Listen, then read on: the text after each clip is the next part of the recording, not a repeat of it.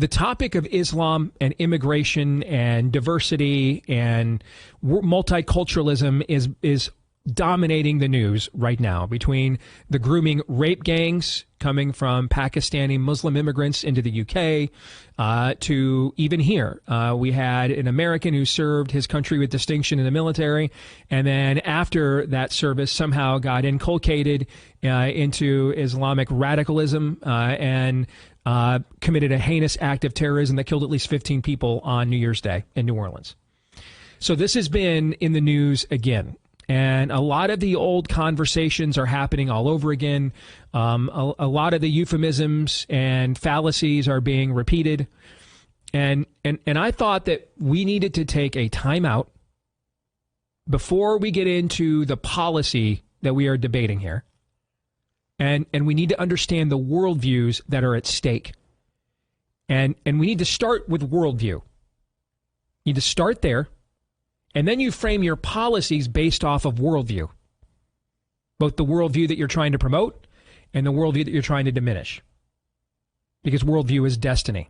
What you think about all day long and the way you think about it, you will become.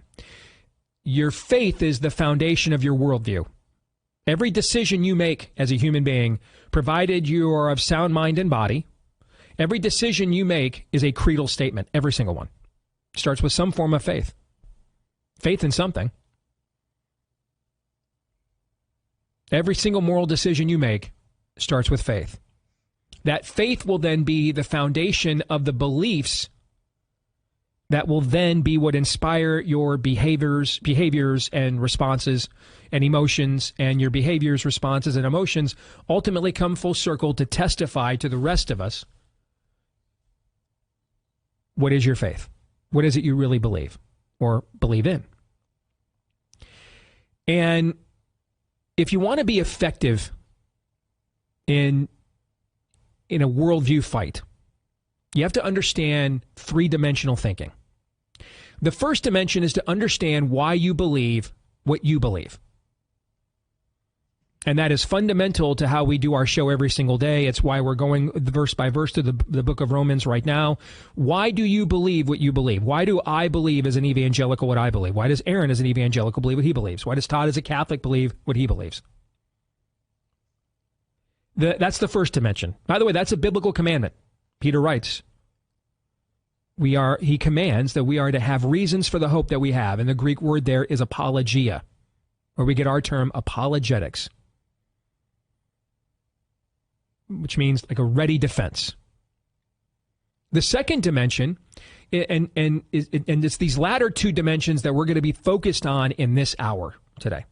The second dimension is to understand, why do other people believe what they believe? What do other worldviews believe? Where are they coming from?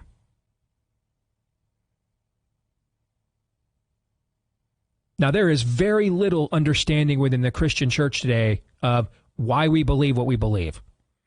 There have been polls in recent years from Pew showing a majority of Christians don't know what the Great Commission is.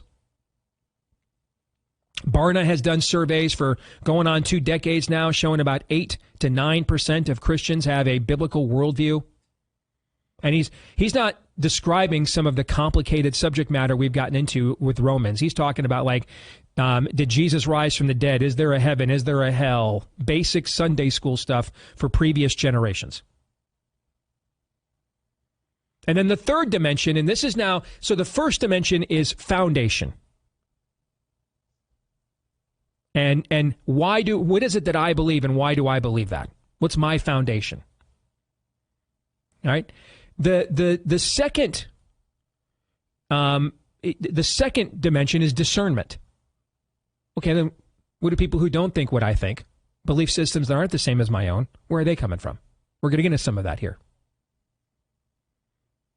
And then once a foundation is established with your own worldview and you are able to discern other people's worldviews, this is now where we get to the third dimension, persuasion.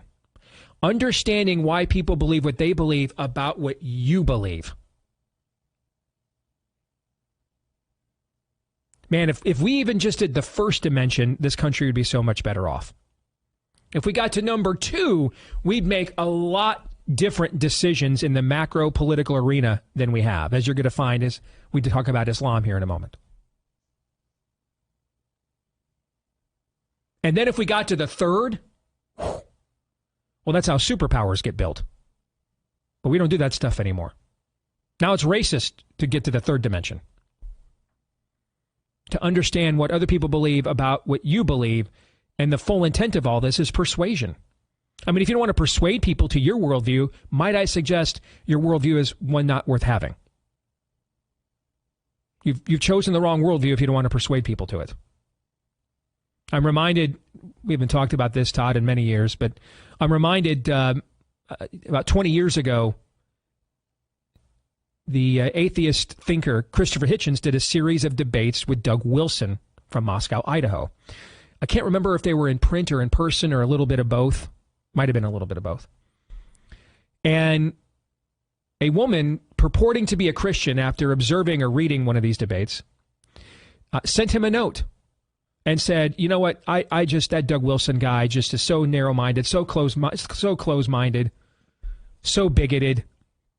I'm a Christian too, I love Jesus too, but I kind of like your open-minded view on things like the virgin birth and original sin and the inerrancy of Scripture. Thank you for being a purveyor of tolerance and diversity. Christopher Hitchens' response to her is an all-time classic. An all-time classic. He wrote back to her, Madam, I appreciate the kind words, but might I presume that if you don't believe in the virgin birth, you don't believe in the inerrancy of Scripture, and you don't believe that Jesus Christ physically rose from the dead, you may be a lot of things, and a lot of them may be laudable and noble of you. But one thing you are not is a Christian. Amen. And that's the truest thing Christopher Hitchens said in his entire life, probably, is that right there. Why, and why is it that guy who has to tell her that?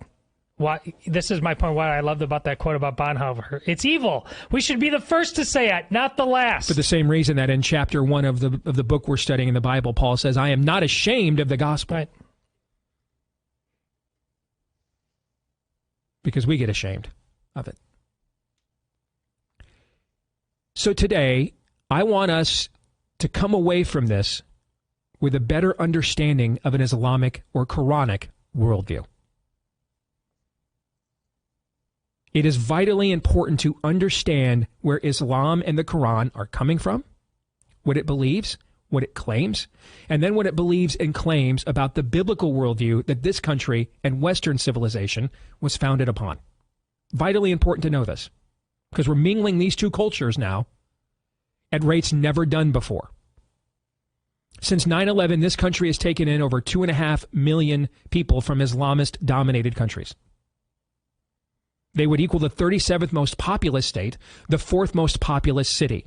What did Nigel Farage say this week?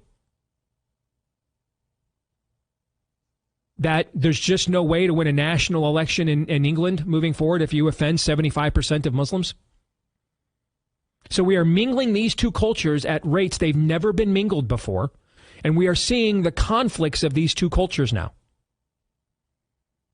You are kufar, you are infidel, unbeliever. Your women and property are for Allah. I can use it for my own devices. That's what my religion teaches me, or variations of it do. And they are using the women accordingly of the country they've conquered. By the way, that's not just a thing in Islam. That's just human instinct. I mean, that's what conquerors do. One of the signs of being conquered is the men are emasculated. Are we emasculating our men in the West now? Oh, like at a brisk pace. Yes, indeed. And enjoying it. Indeed. The men are emasculated and your women are raped and trafficked. That happens to every civilization that gets conquered going back to the beginning of humankind. Is that happening in the West right now?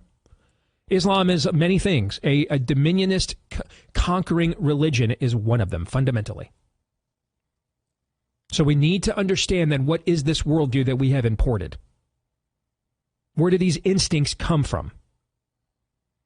Now, this is going to be a basic lesson. When this is done, go fact check this on your own. Go research this on your own. Dive deeper into these topics if you want. This is enough for you to understand enough to be dangerous, to understand enough to be asking the right questions, and to undo some of the things that you've been told that are not true, and to tell you some of the things you weren't told that are true. So let's start with point number one. We're going to check ourselves. Have to check our own worldview here. Our own worldview says, love your neighbor as you love yourself. Unless they don't agree with you, worship a different God, then you can do whatever you want to them and say whatever you want about them and blaspheme and smear them and treat them as non-essential humans. That's what Jesus said? No. No, that's not. The sentence just stops at love your neighbor as yourself. There aren't any qualifiers. There aren't any codicils. No? Okay. So we have to start with, let's start with us. The biblical worldview says, we're not going to abandon our own worldview in search of seeking out another. And our own worldview says judgment begins in the house of God first. Our own worldview says to be concerned about the beam in your own eye rather than the speck of dust in your brother's. All right. Our own worldview says it is worse to know God's word and not do it than to not know God's word and disobey it. Okay. I mean, on and on and on and on and on and on it goes. Accountability within a biblical worldview is an inside-out construct. Now, does that mean it never gets to the out? That's not what it means. But it starts inside out. It starts inside out. So we have to love our neighbor as we love ourselves. We cannot automatically assume everybody here that's immigrated to the country or was born here and believes in Islam. We cannot assume terrible things about people. You wouldn't want that done of you. Judge not, lest ye be judged. Correct. For by the standard Same you judge yes. others, you also will be judged. Correct. That's another quantification of what it means to love your neighbor as you love yourself. Correct. Jesus died for those that are within the enclave of Islam, everybody as much as he did for those of us that are called to salvation in Christ, for such as once, or some of us. So we cannot lose this. Now, I have a feeling that moving forward, when I get asked questions about this, the fact that I opened this entire discussion with that point will be completely edited out and forgotten. But again, love your neighbor as you love yourself. Love your neighbor as you love yourself. Love your neighbor as you love yourself. We do not violate the God-given rights of people because they have different beliefs than ours. When people act on things and beliefs that God says are wrong or immoral, that's when their God-given rights get violated. You commit murder, you're not a free person anymore, right? You commit rape, you're not a free person anymore. You have committed things that the one true God of the universe says are wrong and immoral. Therefore, the wages of sin is death. You worked for sin, and death to your God-given rights you will receive. But we don't instantly profile people and cancel them unless they give us fruit on the tree and evidence worthy of such. So we have to start with ourselves. Make sure we got the right heart here, starting with me. Number two, you need to understand the history of Islam. Islam has been a warrior religion from the very beginning. Muhammad spent his last 20 years of life in basically constant warfare. And we're dealing with third world, the most violent forms of warfare you could imagine. One of the most infamous battles Muhammad fought in is what was called the Battle of the Trench. And there was a Jewish tribe that had made an alliance with Muhammad during this battle, kind of a non-aggression pact. And they even helped him build the trenches he needed to win this battle. They would not fight with him because of all the negative things he was saying about Jews. Now, why do Muslims say this? I'm going to explain that to you as well. But they did aid him in his battle. But because they would not go so far as to kill for Muhammad, what Muhammad did is he went to every male member of this Jewish tribe that was pubescent age or older and had them all beheaded.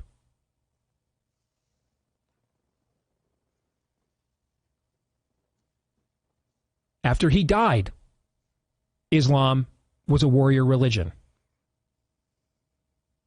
In the 1400 years since his death, Islam has been, 1300 years, has been a warrior religion. There has never been a time that Islam systemically was not at war with, and when I'm talking war, I'm not talking like Luther and Erasmus writing blogs, nasty blogs about each other on Gutenberg's printing press, guys. I'm talking swords to throats, soldiers on horses, conquering hordes, war. That's what I'm talking about, okay? I'm not talking about a trial at Wittenberg. I'm not minimizing those things. They're what gave us Western civilization, but that's not the kind of war I'm talking about, guys. Real stuff. Masses of people dying. There has never been a time Islam has either not been at war with Christendom or itself. In fact, this brings me to point number 3. Islam went to war against Christianity right away. Within mere years after Muhammad's death, Islam went to conquer Jerusalem and the Holy Land and take it away from the Christians. Right away. And there was no nation of Israel. Didn't exist. And it hadn't existed for 500 years, more than 500 years. Islam has been at perpetual warfare with Christianity for 1,300 years or itself. If you were to ask an Islamic scholar who is an honest person, why has there never been any kind of reformation in Islam, any kind of like Vatican conclaves about the direction of the church within Islam? Why has there never been any like free society based on Islam? They'll tell you things like, well, because of colonization. And they're right about that. It is because of colonization. What they're going to lie to you about, though, is who did the colonizing. They're going to say, well, we're the colonizers, right? The white Western Christian devils. No, it was their own people colonized them. It's called the Ottoman Empire. It existed for almost a millennia. Before the Ottoman Empire, Islam was broken into a series of nation states, individual nation states, sheikhs, clerics, sultans. The Ottoman Empire went to war against all of them and conquered them. Now, many of the places, by the way, where these Islamic states existed, Egypt, Assyria or Iraq, Lebanon, Damascus, Syria, or Antioch, they weren't originally Muslim either. They were Christian. So first, the local Muslims took over this civilization from the Christians. And again, it was not by debate or referendum, by war. They slaughtered them. They drove them out. And then the Ottomans came off the top rope and said, hey, now we'll take over you.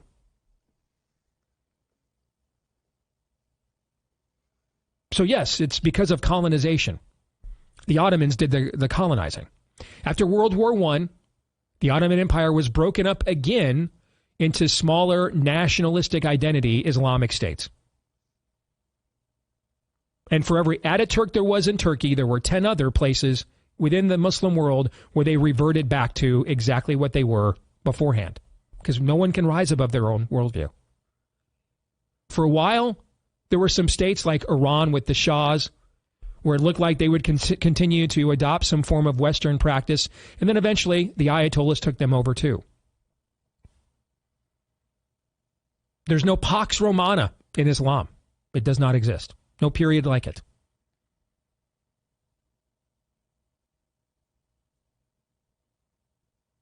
Because Islam, to point number 4, point number 4 here. Islam doesn't mean peace like what you've been told. That's not what the word means. It's not what it means. It means submission. That's what Islam means. Islam means submission. That brings me to point 5. Jihad does not mean holy war like you've been told. It doesn't mean that either. That's not true. Jihad actually means inner or my struggle. That's what it means. Inner struggle or my struggle. Inner or my struggle over what? The spreading of the dominion of Islam. Every Muslim is called to jihad. Every single one. The debate is over the method of jihad. But it is not an option for a Muslim to not seek to actively spread the dominion of Islam. Now, some of you are going to say, well, Christianity talks a lot about submission. The Bible does. You guys have a great commission.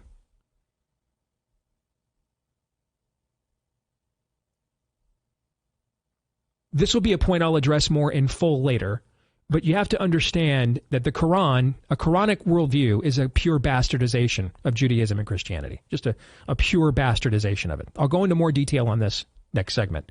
But for now, the submission in Islam is not the same as submission within Christianity. Submission within Christianity is a mutual exercise. It's not necessarily one of hierarchy or coercion or power. But submission, by the way, to give my power away. I give away, as a wife, the enmity that the curse says I had for my husband. I give that away and submit to him and respect him. As a husband, I give away the enmity I have for my wife and submit to God by loving her as Christ loved the church. Now, how did Christ love the church? He gave his own life for it, laid down his life for it, gave everything he had. That's what a man is called to do for his wife. It's not about coercion. It's not the same kind of submission at all.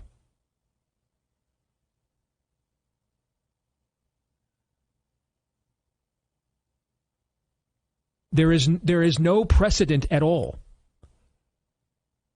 within Christianity for what Islam has historically done as a religion of conquest. There's no precedent for it. In fact, the Holy Roman Empire was formed in order to defeat Islamic conquest of the Christian West. So, just as we've seen in our parlance, words like tolerance and diversity go full Princess Bride, that doesn't mean what I think you think it means, right? The same goes between Islam when it comes to dominion and what it means when it comes to submission.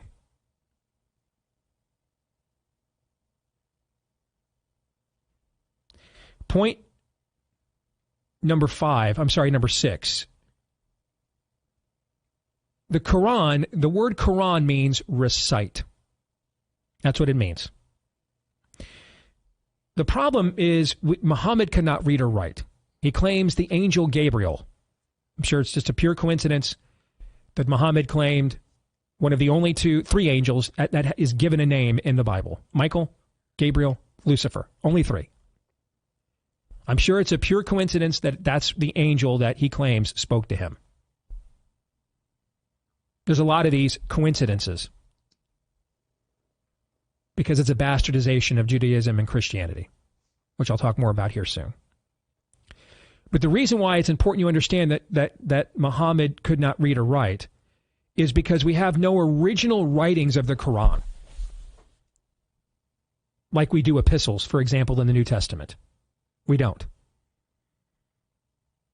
And in fact, there was great division within Islam right after he died. They broke into two camps. He didn't have a clear line of succession. So they broke into two camps. You know them today as Sunnis and Shias. And they went to war against one another about who was the true line of succession to Muhammad. Both sides have created multiple hadiths. I know after 9/11, you were taught there was hadith singular. There's multiple hadiths. Multiple. And for all the violence that is advocated within the Quran, it's in these hadiths are way more militant and violent than even the Quran is. Now, I've said this a few times already. The Quran is basically a bastardization of Christianity and Judaism. When we come back, I'm going to put some flesh on that for you, some meat on that bone, and quantify it for you next. The Steve Deace Show.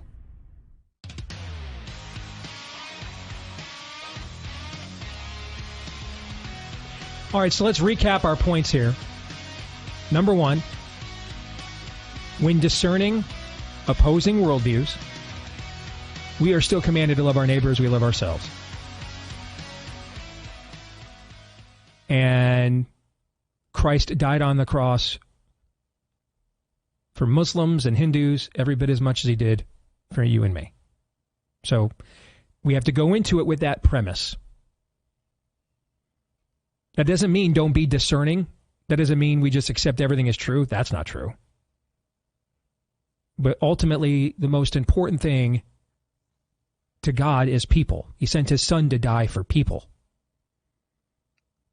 Number two, the history of Islam and Muhammad shows perpetual warfare, including some of the most violent type.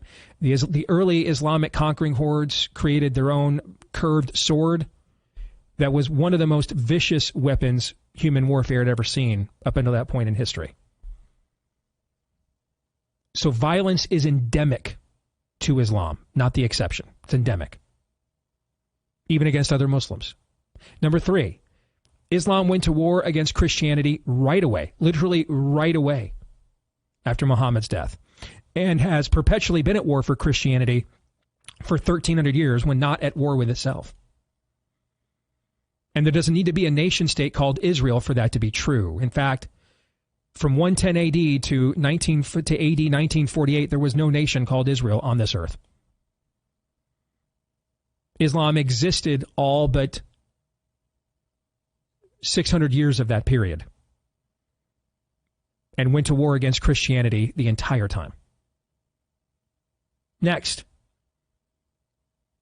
the word Islam does not mean peace as you've been told. It means submission. But not submission the way the Bible teaches it. This is more subjugation.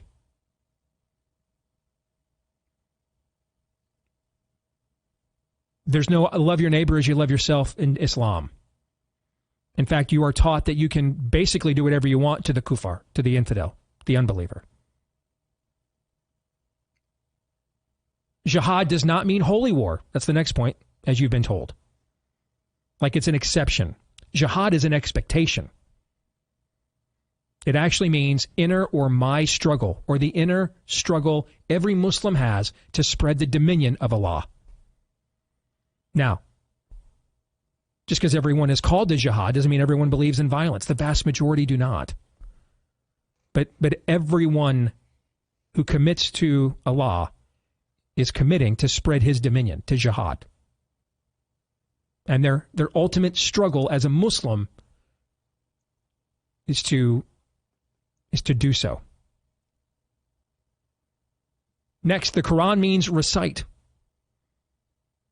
Unfortunately, Muhammad could not read or write. He was illiterate.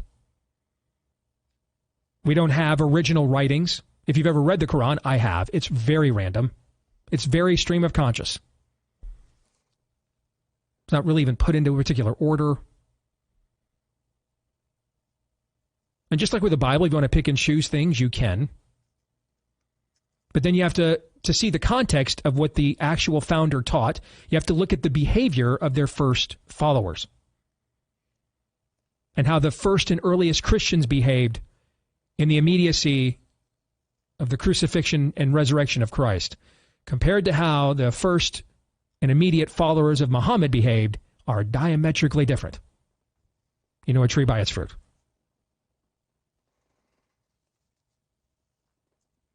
Now, the Quran is a bastardization of Christianity and Judaism. For example, all the same patriarchs you'll find in the Bible, Abraham, Moses, they're all there. It's just twisted. Instead of Abraham's covenant going through Isaac, it goes through his other son Ishmael. But other than that, same story. There's a flood, everything. It's all there. And they view the Jews as having robbed them of their birthright and lying that Allah's covenant went through Isaac instead of Ishmael, that they are the true people of the promise and not the Jews, and that's the origin of the hatred. There's no reconciling that, frankly. One side will have to give up some of what it believes to make that happen. This is why it's been historically so difficult to get peace in this region and peace between Jews and Muslims. Jesus is in the Quran. Mary is in the Quran, in fact. But Jesus is in the Quran. The Quran teaches that Jesus was arrested by the Jews. And they tried to crucify him, but then Allah spared him of crucifixion. I think it's Judas Iscariot. Maybe he put up on the cross instead. Somebody substituted for him. I can't remember the name. I think it's Judas. And then some traditions within Islam, they have eschatological end times theology differences, just like Christianity does. And some of those traditions, because Jesus kind of disappears in the Quran after this, some of those traditions, their eschatological traditions are that Jesus comes back to slay all the Christians, all the polytheists who taught that God had a son. When the Muslims took over the Dome of the Rock where the Temple Mount was in Judaism, when they took that over and erected the Dome of the Rock over the Temple Mount, they carved into the ceiling the words in Arabic, God has no son.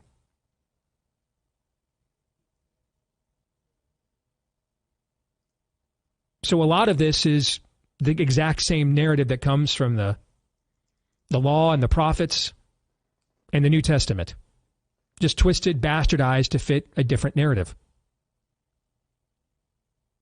That's what I mean by a bastardization of Christianity and Judaism. That's essentially what Islam is.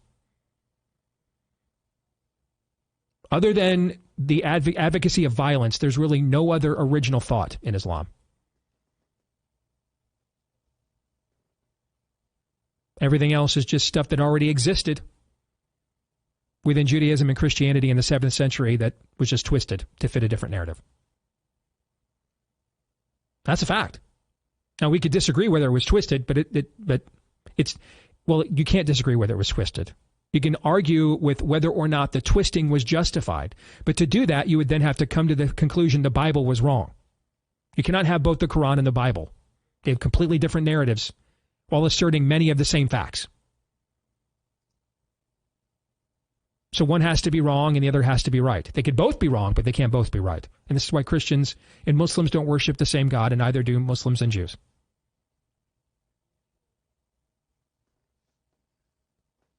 The nuances you have come to expect from Christianity, like love your neighbor as you love yourself, do not exist within Islam. And this explains why a Muslim is safer and more prosperous living here in the country they call the Great Satan than they would be anywhere in the Muslim world. Anywhere. Literally anywhere. Unless they were a member of a royal family, they would be safer and more prosperous living here in the United States than they would be in any country that's actually dominated by their stated worldview.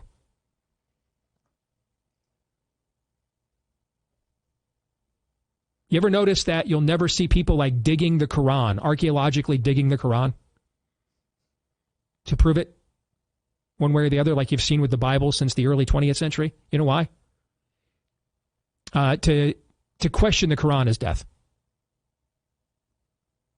Ask a Muslim, why is the Quran true? Because it said so. Well, why does it say so? Because it's true. Just circular logic.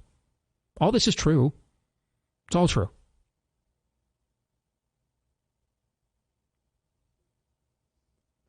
Therefore, when we get to the actual policy now, because of all the things I just stated, I mean, consider that Islam provides no eternal assurance for the believer. None. None. You could perform all 5 pillars of Islam and you are still not guaranteed to be in a state of grace with Allah. This is one of the reasons why they've been attracted to violence throughout the ages. Ensuing hadiths taught that there was one way to gain eternal salvation from Allah, and that was to die in the cause of jihad. Now, you gave your life as a martyr's death. And so this is why they've never had a hard time throughout the history of Islam recruiting these kinds of sects or individuals. Allah is not a personal God. He doesn't offer nuance. And he doesn't offer any form of a guaranteed salvation. Nothing. Nothing.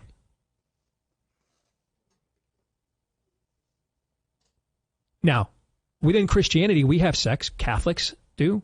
We have several Protestant sects that believe you can lose your salvation. But that's not the same as believing there's no guarantee of salvation. It's not the same thing. Believing that you can violate your covenant with Christ, that you would lose your salvation, is not the same as believing that you can't have a covenant with God to begin with. That's what Islam teaches. There's no covenant to be had.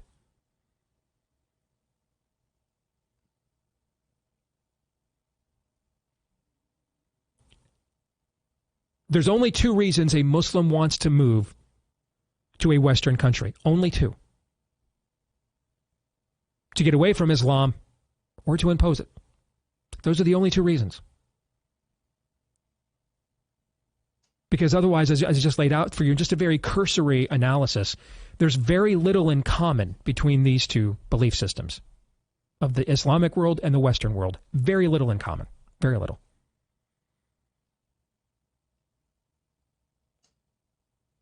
And that's why the daily lives lived in the Western world and the Muslim world are dramatically different by and large. Because the beliefs are dramatically different and the values are. And the assertions and the narrative is. So there's only two reasons then. I mean, think about it. Just turn it the other way, right? We'll tell you on this show, there's a law of philosophy. If the inverse of a statement is not also true, then it's what's called a fallacy, right? So then let's turn it around, Todd. What would be the reasons a Christian would want to go live in a predominantly Muslim country?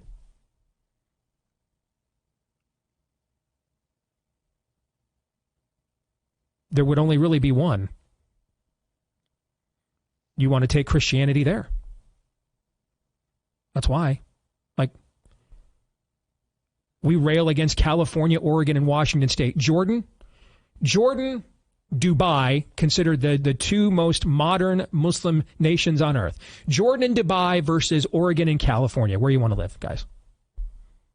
And how would literally every non-Muslim human being on planet Earth answer that question, do you think? Oregon and California. Oregon and California. Yeah. See my point? So the inverse is also true.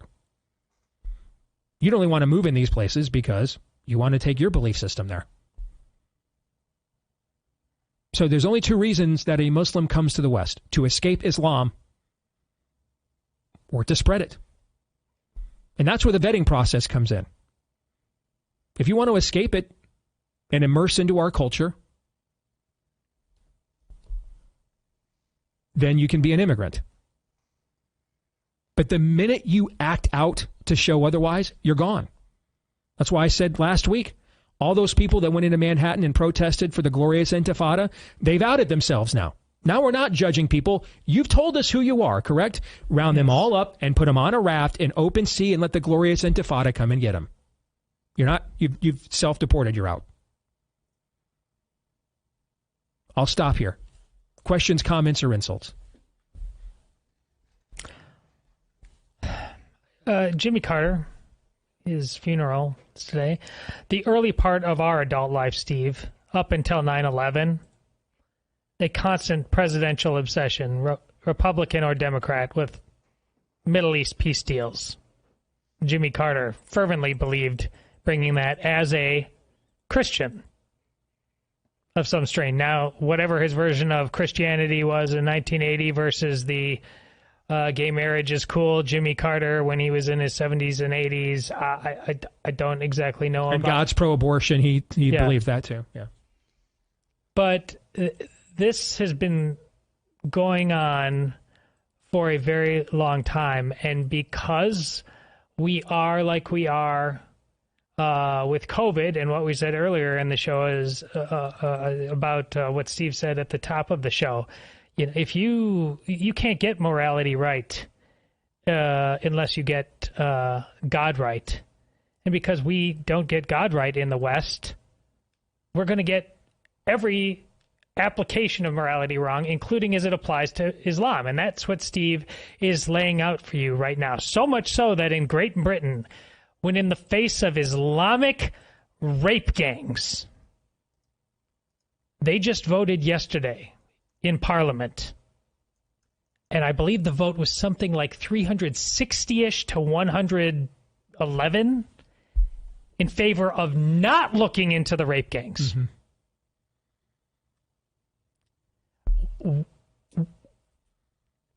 This isn't... You laid out what people don't want to know, but quite frankly, Steve, it's not a big secret that you just unlocked. For how many decades now? We like our lies too much, Steve, to look in the face what you just said. Because if we look it in the face, the answers really aren't that complicated of how the West must proceed. But we're nodding yes to Muslim rape gangs instead. I remember growing up listening to the show on WHO radio in Des Moines, and on a number of occasions, you would make a comment when talking about some of these issues or similar issues. Not all cultures are created equal. And at that time, this was, 20 years ago, almost 20 years ago. At that time, it's like, whoa, you're not supposed to say that. You're not supposed to say that, especially in polite company. Well, this is an obvious outcrop of that obvious truth. Do you think anywhere in the decision makers, like the actual decision makers, look anywhere across the West right now, that we are even approaching, again, amongst the decision makers, amongst the elite, the power brokers, do you think we're at the point where we're ready to admit that? No. I think we're closer than we were. Closer. I think we're closer, but we're still, the answer is no. If you forget what Steve just laid out about Islam, you will lose everything. Everything. One of the greatest teachers is history itself. Probably the greatest teacher other than Jesus Christ. And history has shown us that Islam will not stop because it won't stop. It's not just a bastardization, although it is. It's not just a cheap knockoff, though it is. It's not just an adulteration, though it is, of our faith. It's the faith of the enemy. Going back to, I spoke to an angel. He was Gabriel. Yeah, I'm pretty sure Muhammad spoke to an angel. I'm just pretty sure it wasn't Gabriel. You've been given the information, fact check it, do research it for yourself, do with it what you will. But now no one with the sound of my voice cannot say they were not warned. Romans 8:28.